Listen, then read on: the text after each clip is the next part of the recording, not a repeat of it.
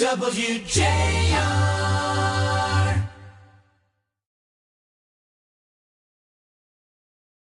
One of the other things, too, we should concentrate on is that we have this, I guess, image of being the Rust Belt, and it's tied to the automotive industry and things like that, and not realizing how much technology is in the automobile itself, and how do you bridge that into new areas. There's probably more technology in a car than there is any other product on the market, except for the computer itself. And so the techies call it being robust and in the way that they're able to bridge it over and things like that. But, for example, in medical equipment, I understand that the technology in the automobile is stronger than the medical equipment they actually use in surgery and things like that. Whoever transforms that over into the medical equipment, probably we could retire if we could get part of that stock. We'll still be a billionaire. But these are the new areas that they're going into, using some of the existing technology and economy that we have right now. And you can go into brand new areas. I want to applaud Brooks because I think he has done a great job with the emerging sectors, and now we have to build on that because the auto industry has permanently contracted. Now, we're still fortunate. We're still going to make more cars here than they are anyplace else in the United States, but we have to build on that. And we're more fortunate than some areas such as Pittsburgh. When you look at it, Pittsburgh completely lost the steel industry, yet they were able to come back. They were able to redefine themselves and move ahead. We got to have that same sense of urgency and create the climate. And I'm with Brooks on this. All we can do is create the environment or the climate for businesses to want to come in. It's a fallacy to think that government creates jobs. It's really the private sector. We got to go. You got to have it where money has to feel welcome, and then they stay where they're wanted. And that's what we have to do with capital. It's David, interesting you say that. Yeah. I grew up north of Pittsburgh in a steel town and went through that in the 70s and the collapse of the steel industry in Pennsylvania, Pittsburgh area, and it was extremely painful. And this is eerily familiar to me, what we're Southeast Michigan and Michigan, quite frankly, is going through right now. And it took leadership. It took people stepping up and with a vision and saying, okay, we are going to take on this problem. We're going to do this diversification. We're going to retool things. And you go to Pittsburgh today, and it's a phenomenal city today. But it's taken a long time. It's eerie that you use that analogy and say how you came from. I didn't mean to make a Pennsylvania pun, but it's eerie that you see that way, because I have to tell you something. I've only said this a couple of times on the air, I think.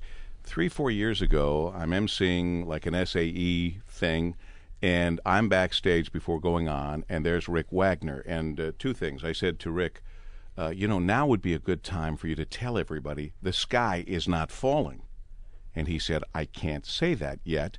But then he said, I hope the people of Detroit get it a lot faster than the people of Bethlehem, Pennsylvania did. Mm-hmm. Exactly. He used that analogy 4-5 years ago, and I thought, oh, man. And now you say the same thing. You see the same kind of... Now.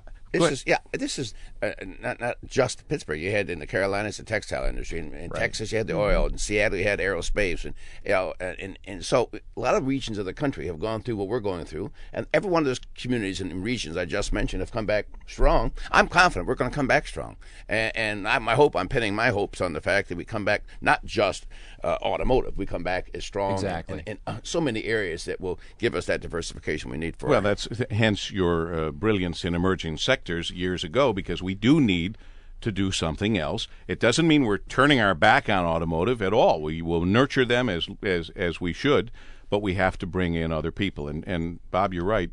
We've never gotten the credit for the high-tech work that we do and what's in the automobile. I think Chrysler built Intrepid. Is that a Chrysler product, Intrepid? Yes. Yeah. From CAD design to production, not one piece of paper exists. Everything was done in the computer world.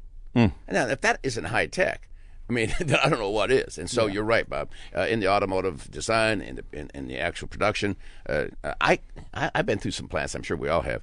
And you see these guys working with these computers and doing calibrations, and I'm thinking I couldn't get a job on this line. No. I really couldn't. That's why they're starting to require 2 years of college. But it's interesting. I'm glad, Bob, to hear that you see it the way I guess I do, and the government can't create the jobs. Government has to create the environment for investment by the business community, and I think we have to We have to stay focused on that, not only in Southeast Michigan, but in Lansing and, quite frankly, in Washington.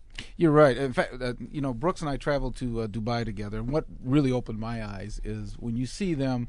We were at the seaport. I don't know if you remember it, Brooks. I do.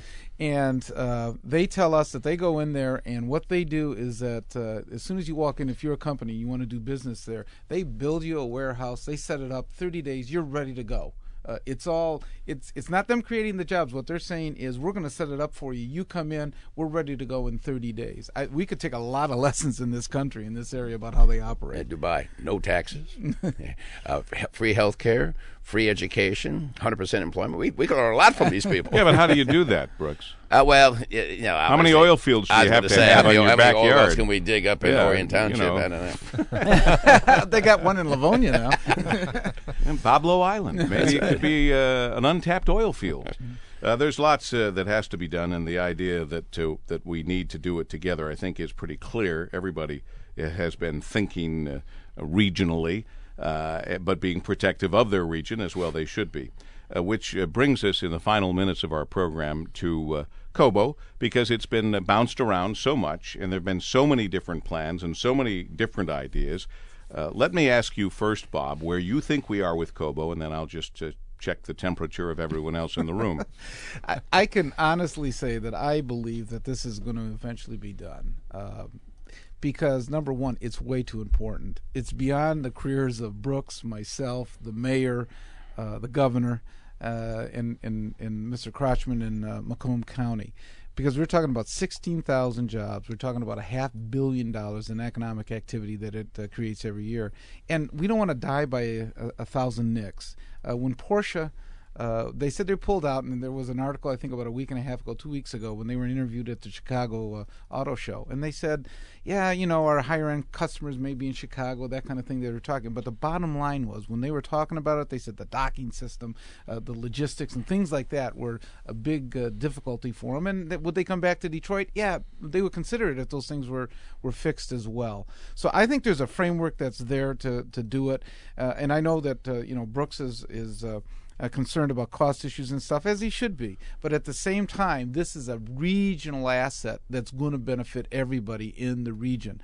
And I know that I'd like to tweak even better the tax-free zone and see eventually how that could work, because I think that could really draw small and medium-sized conventions. If we do that right, I'm not saying you're going to put local merchants at a disadvantage or anything like that, but if there's a way to actually tweak that, you can see it as thinking out of the box. We got to start doing some things differently in this state than what we did in the past. I got an education. I was going to say a lashing out, but I got an education when I had Brooks on about that, because I was very hot about the tax-free zone, and selfishly I still am, but I can afford to be selfish. I'm just a talk show host. You guys represent people. Now, I understand that Brooks has a very strong group of people who are saying to him, wait a second, tax-free zone at Cobo, explain, because I had not thought of it that way. Yeah, I heard from businesses, and Bob heard me use this line before, I think, in that last meeting we had.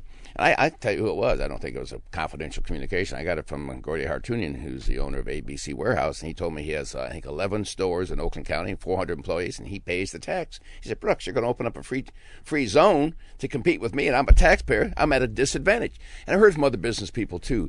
And once I hear those complaints, I represent them, then I adopt their frame of mind. And I think in the meeting he found some resistance from the governor's office as well, because there would be a loss of revenue from the taxes not collected, and so I think this is going to be a tough sell for Bob. But let me try to repair the damage and say that much of what Bob put into the program that we like, and I agree with him wholeheartedly that that facility was designed about 50 years ago. It is antiquated by comparison to the successful convention centers around the country. And the docking system, the ingress and egress, the trucks can't go out on the floor. There's longer delays in setting up and taking down. Yeah, those are the kind of improvements that I think have to be made to make us competitive. I think the space request that Bob put on the table, $125,000, is manageable. So if we get the cost down to where this thing started, by the way, Paul, at $1.1 billion, right, and we're now dropped down to $595, and we get down a little further. And the governor actually and Bob, you're sitting there when she said maybe she could put $50 million in from the capital outlay budget. Yeah, she well, said that was brand new. Bond for it. Yeah, that was brand new. So I say, hey, we're making progress, folks. And so we get it down a little further, get a couple more stakeholders to the party, then I think we can make a deal.